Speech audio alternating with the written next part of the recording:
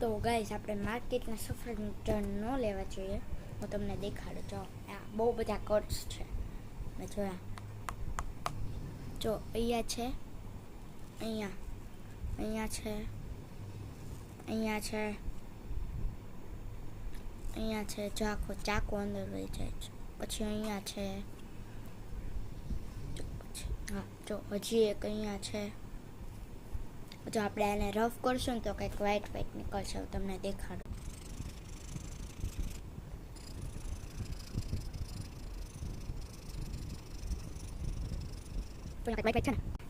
જો અહીંયા કંઈક વ્હાઈટ છે ને, એ ઓલા વેક્સ હોય, વેક્સ જે આપણે કેન્ડલ્સમાં યુઝ કરીએ એમાં ડૂબાડ્યું હોય આખું.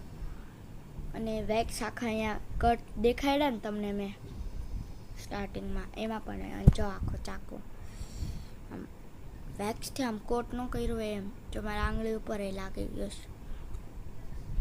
જો આટલું બધું પણ. તો ગાઈઝ આપણે ઓર્ગેનિક જ લેવા જોઈએ. એન્ડ પ્લીઝ ગાઈઝ તમે લાઈક કરો, શેર કરો, સબસ્ક્રાઈબ કરો, કોમેન્ટ કરો. And bye and take care.